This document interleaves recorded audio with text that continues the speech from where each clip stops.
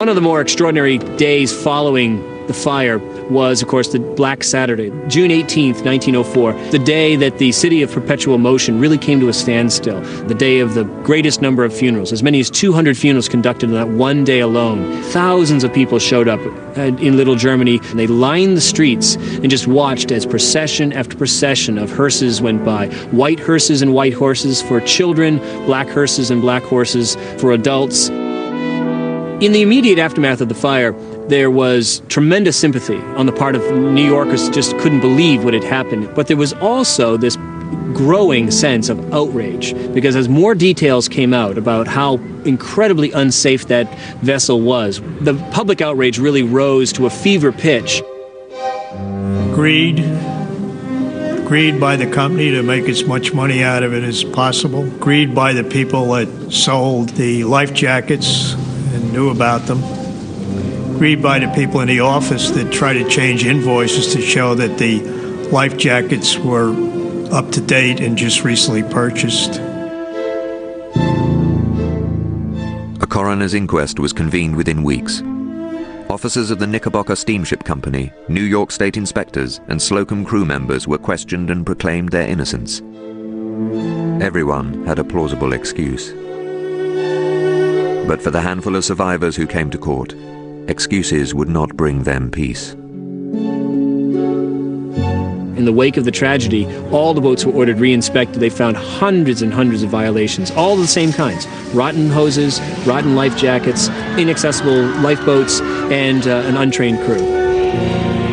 They tried them a couple of times, and the only one that was indicted and found guilty was the captain of the boat, and he was sentenced to 10 years in Sing Sing.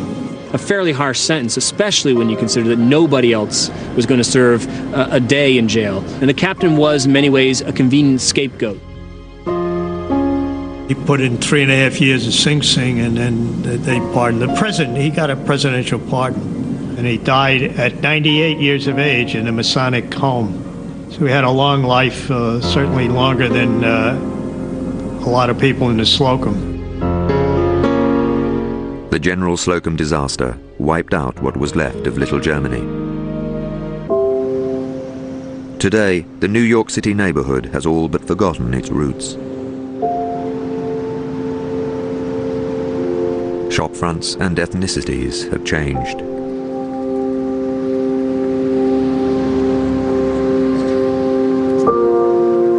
But one landmark of Little Germany still remains, the St. Mark's Evangelical Lutheran Church. But now it's a synagogue. Nearby, in Tompkins Square, stands the only other reminder of the General Slocum, a lonely monument where every year a wreath is placed on the anniversary of the tragedy. Like memories of the Slocum and its fate, the inscription has faded. With each passing year, the tragedy grows more distant. Adela Liebenau Wotherspoon died on the 26th of January 2004, peacefully, at the age of 100. The other Slocum survivor, Catherine Gallagher Connolly, died at the age of 109 in October 2002. Her life spanned 3 centuries, leaving behind an astonishing legacy of 11 children, 26 grandchildren, 40 great-grandchildren, and 10 great-great-grandchildren. The General Slocum disaster was born of neglect, greed, and simple bad luck. In its aftermath, the Knickerbocker Steamship Company paid no penalty, but was forced to adopt stricter safety standards. Families of the victims received $500 insurance payment for every person who died on the Slocum. 8 years later, in 1912, the Titanic went down in the North Atlantic. Among the more than 1,500 who died were America's aristocracy, the wealthy and social elite. And it was this loss that eclipsed the General Slocum in America's collective memory.